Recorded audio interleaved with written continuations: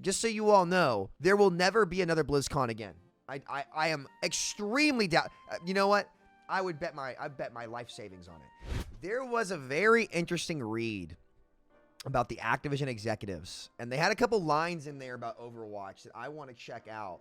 And so we're gonna read this. The short version here is as follows. Okay. Basically, the CFO at Blizzard that they had hired asked the company internally why it wasn't in Overwatch selling maps and heroes to generate extra revenue. So we're going to read this article from Jason Schreier. I'm not sure that's how you say his name, on Bloomberg, who's traditionally very, very good. Bloomberg is very good for things business, for those of you who just stick in the gaming space. You know, I follow them as well as my dad quite a bit. So let's read this. Inside Activision and Blizzard's corporate Warcraft. And this goes into detail about what was going on internally at Blizzard. Bobby Kotick and Mike Morhaime. How do I say his name? I might have that wrong. We'll just say Mike. Bobby and Mike. Almost like a Cartoon Network show, right? Were the video game industry's unstoppable pair until they fought each other. And, you know, I can see why that ended up happening. Bobby and Mike couldn't have been more opposite if they had grown in a laboratory. Perhaps the only thing they had in common was that they both ran video game companies and they both were very rich as a result. Before he became the charming and boisterous chief executive officer at Activision, which produces the war shooter franchise Call of Duty, Kotick skipped classes so he could focus on money-making endeavors and eventually dropped out of college. Kind of like me, actually. I kind of dropped out of college, too. Respect anybody who finds their own path, I suppose. Mike, who co-founded and ran Blizzard Entertainment, was the nerdy, introverted student who sat in the front row and cracked open VCR after school for fun. When they were fully grown, Kotick went to celebrity parties in the Hamptons. Meanwhile, Moraine called up his programmers and to ask about changes he'd noticed during the late-night sessions playing StarCraft 2. Kotick maintained a private art collection worth millions of dollars. Oh, man. Mike's house tiles were inscribed with insignias from World of Warcraft. For many years, the two formed an unlikely yet harmonious pair. In 2007, Activision merged with Blizzard's parent company, Vivendi Games, to create Activision Blizzard Inc. It was a perfect partnership. Activision was a leader on consoles, while Blizzard dominated on computers. The combined entity would become the most valuable dedicated video game company on Earth, with a future market capitalization of $74 billion. 6 years after the merger, the problem started. In the spring of 2013, Blizzard canceled a buzzy video game called Project Titan, a successor to World of Warcraft that attempted to blend a first-person shooter with the calming vibes of The Sims. After years of mismanagement, the project was abandoned at a cost to Blizzard of $80 million. According to people familiar with the project, who, like many people who interviewed for the story, asked not to be identified to speak candidly. The cancellation of Titan eliminated one of the reasons Kotick had wanted to own Blizzard in the first place. With World of Warcraft subscribers dropping by more than half from a high of over 12 million, Kotick was eyeing the next big thing.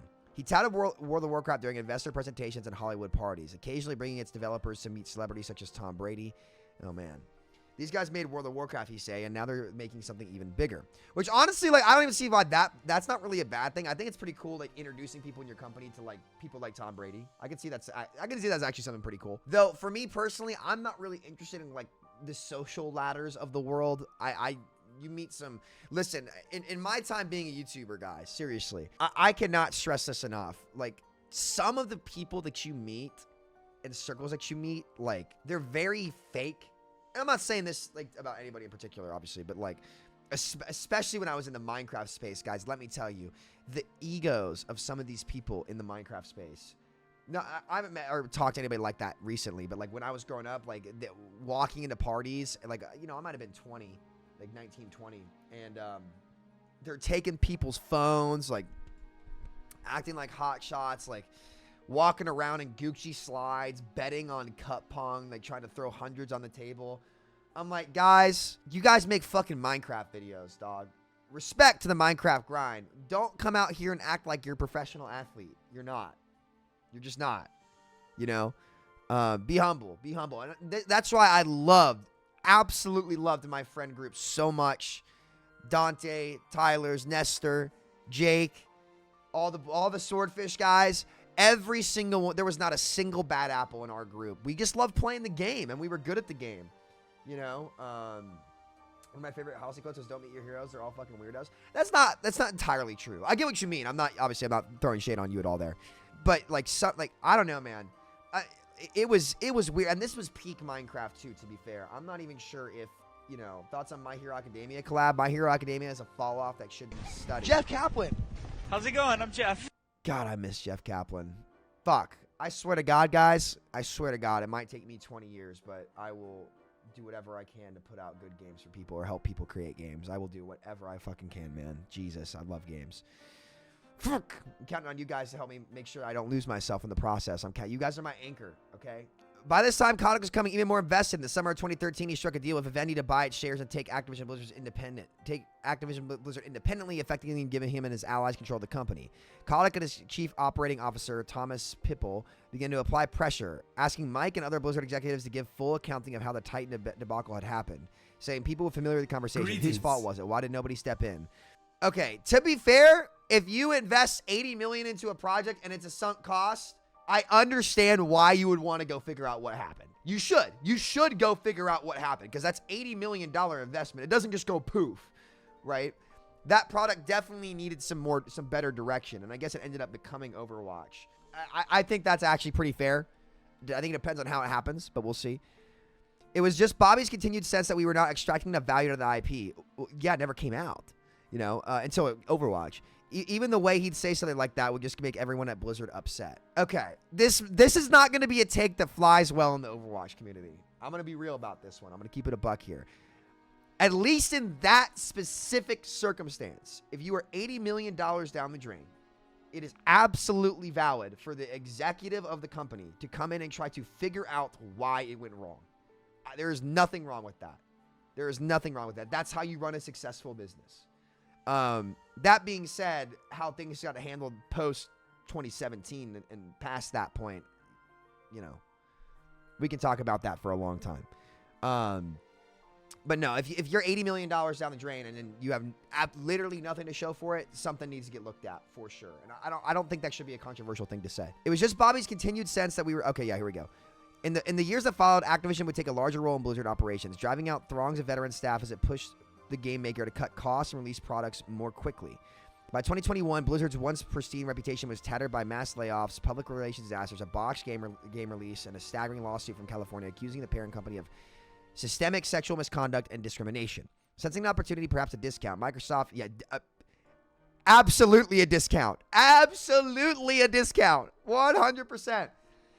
One thing that actually happened, I think Phil Spencer came out and tweeted something about reevaluating their relationship with Activision Blizzard, which then tanked the stock and made it a more prime opportunity to buy the company. I'm not saying that's intentional, but you can't convince me that it's not. Sorry, business world, man, business world. Although Kotick stepped down last December, the company is still reckoning with the impact of his reign and the falling out with Mike. I'm not going to pronounce this name right. I'm so sorry. Many of the details of these disagreements have never been previously reported. It's in some ways a familiar story. The push and pull between business, creative, and interests, and what's lost on one side wins out. The result will have lasting effects on one of the industry's most cherished studios and on the world's second most valuable company in terms of gaming, which is still trying to figure out where the new acquisition. Oh, never mind, Microsoft. No, Microsoft's actually, I think because of Azure, Microsoft actually is the most valued company over Amazon. Maybe I'm wrong. I'll have to double check that. I think it recently surpassed it. Mike started at Blizzard in 1991 with Alan Adam, his classmate at University of California, Los Angeles. Before long, they turned into the most beloved game brand in the Western Hemisphere. For the first 2 weeks of for the first 2 decades, every title they put out was a hit. From Warcraft, Orcs vs. Humans, Works. Look what I just said. Basically, this section goes on and gets talk about Diablo and the Blizzard releases. This is not where it gets juicy. The key to Blizzard's success was philosophy, for sure. And also at the time, there wasn't a lot of games out there. There wasn't much competition. They really pioneered it, for sure. Kotick believed in games what he called potential to be exploited every year across every platform. Call of Duty, which has one of the most anti-consumer business practices and release schedules of all fucking time. Horrible. Horrible.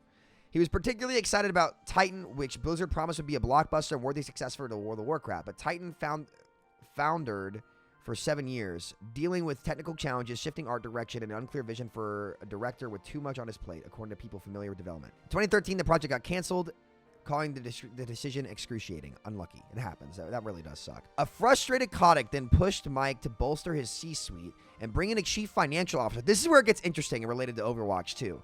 With experience in a publicly traded company, he recommended an old colleague named Armin Zerza, who had worked with Procter & Gamble, where they'd market and distributed different shampoos, diapers, and detergents over the course of a few hours, He interviewed with several of Blizzard's top executives, game team leaders who convened with the following week and agreed, no way.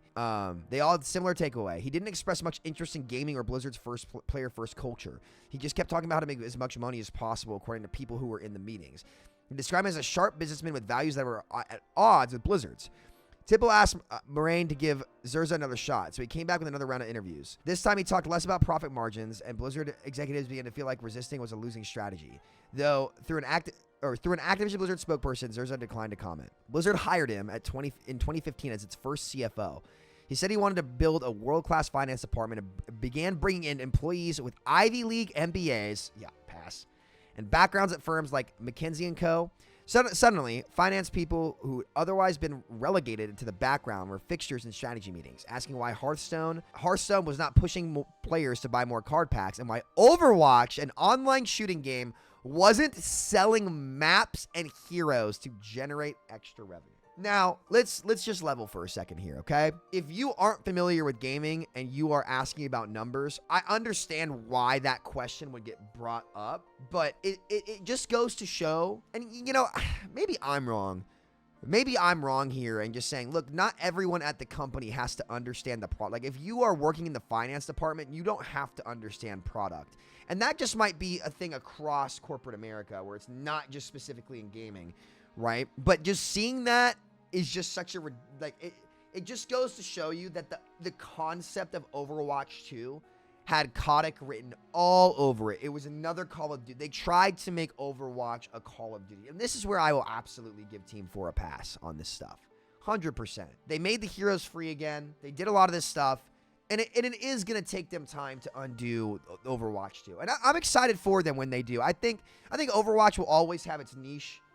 I think it'll be the best first-person hero shooter game out there. I don't think anyone's going to beat that. Even games like Valorant that are completely different, I still think Overwatch casually, like the skins just do so goddamn well. Like the engine and the look and the feel of the game is really just unmatched. But, you know, this just goes to show that from the Activision side of things, like they just treat it like Call of Duty, the casual shooter, you know? So yeah, that's just a crazy thing to say. But again, it's coming from a finance department, so they don't need to know this stuff. It's on the product people and the game developers come out and be like, yeah, fuck no, we're not doing that. But it seems to me like, again, when the CEO is Bobby Kotick and he's cranking out Call of Duty every year, that's how it's going to come out, and that's just the reality of it, right? That's just the reality of it. So it makes sense. The company was doing well. Its revenue was $2.4 billion in 2016, thanks to the continued success of World of Warcraft and runaway hit Overwatch. Still, perplexed by why Blizzard was maintaining such expensive products with low profit margins, such as the annual BlizzCon event, Blizzard managers explained that having their own convention engendered loyalty from customers and employees. Zerza suggested they kill it, saying people who attended these meetings. And yeah, like to be honest, things like BlizzCon don't make sense anymore from a cost perspective. Just so you all know, there will never be another BlizzCon again. I am extremely you know what? I bet my life savings on it. There will never be a BlizzCon again. There will be an Activision Blizzard section at Microsoft Gamescom in the Xbox showcases in the future, for sure. So yeah, I would not expect for another BlizzCon to ever happen. By the way, this is on a website. I don't even know if I can go on Bloomberg. I don't even know if I can do that. So yeah, this goes on to kind of talk about not forcing Blizzard to release games before they were ready, but the message was consistent. Blizzard letting its players down by not delivering game content more often. It's more about pumping stuff out and getting return from that, squeezing out the value from the IPs. And by 2017, they were battling every day. And this is what ended up basically making them leave the company. Like there were two different product visions. At the end of the day, Kotick was going to win. And that really, tanked some of the product. I think Overwatch 2 is a prime example. Warzone 2, another example of just, you can't just consistently crank things out. Sometimes it's better to just maintain it and, you know, make a higher quality product over time that's worth investing time into. Like I would still be playing Warzone 1 right now. But they released a dog shit ass Warzone 2, Modern Warfare 2, a disgrace to the title of Modern Warfare 2, a disgrace. MW3 also fucking terrible. You know, very, very, very sad what they did to these games. So this goes on to kind of talk about all this and, you know, Bobby Kotick really wanting to expand the company to movies, cinematic verses. It kind of goes on. It talks about Nate Nancer, who wanted the original Overwatch League teams to pay $250,000, but Kotick made it $20 million, and from some sources that I will not name that are credible who were around the league at the time, apparently for Overwatch 2, there was a pitch for another 40 million or something. I don't know how true that is. Direct quote. Maybe it was for new teams that went up to like $40 million or something like that, or 30 or something. I trust the guy who told me that, but again, water under the bridge at this point. So it really wasn't even the Overwatch team or like the Overwatch League people that set this shit up to fail. It was Bobby Kotick. It was Bobby Kotick's vision for it, and the reality is, you gotta, if you want to build a league around an esport, you have to maintain that game well and the product direction. And this is where Team 4 I think is a little bit on the hook. The vision for what Overwatch was going to be from Team 4 is not a competitive game. Like, if you look at Overwatch nowadays, it's not competitive. It's just not. It is not a competitive esport. It is not a competitive FPS game. There's too many Moiras in the game. There's too many Lifeweavers in the game. There's too many, Briggs in the game. You are not going to make a competitive FPS when those are the types of heroes that consistently get put out in the game. It's just not going to happen. So the design direction for where Overwatch wanted to go to be sustainable, and the Overwatch League were at odds. It's not Valorant. It's not CSGO. It's not even Call of Duty for that matter. It's just not. It was destined to fail for sure from the ground up. And it's unfortunate because, Overwatch esports are cool. I hope it goes well for everybody. So yeah, they just started hiring NFL and NBA executives. List goes on here. And this is mostly about the Overwatch. This is all stuff that we already know. Basically, an email was then sent out to Bobby Kotick declaring Blizzard had reached a tipping point. I believe that preserving Blizzard's culture and magic is necessary for preserving Activision Blizzard's advantage of having an organization that can attract and retain the best creative talent in the world. And that definitely did not happen as time went on. And that's why you had guys like Jeff Kaplan leave, many other original Blizzard executives. And to be fair, like the scope of the gaming industry had changed a lot as well. So then he just basically, Mike had it, and he'd had more business sense as well than Activision people gave him credit for. He was just as competitive as his colleagues at Activision. They just had different philosophies. So this kind of goes on, and that tells the story about why he left. And then in 2018, he finally stepped down and left. And so this, again, it was destined to happen, but this is just some more insight from the Bloomberg side of things, talking about the divide at Activision Blizzard. And, it ultimately hurt products like Overwatch 2. And that absolutely is on Bobby Kotick's head, for sure. I'm willing to give Team 4 the pass on that. So it's a very interesting read. The link to the article will be down in the description for those of you who want to read it. But yeah, this goes into pretty good detail as to what the hell was going on. And, it makes sense. The Activision side, the Activision greed, which absolutely is what it was, took away from the quality of many of Activision Blizzard's top IPs and drove a lot of players away. They prioritized profitability over sustainability, and you got to be very careful with that kind of stuff because it ends up hurting the business. So, but, who cares? They sold to Microsoft, right? At that point, they got their paycheck. Interesting read there, guys. Interesting read. All right.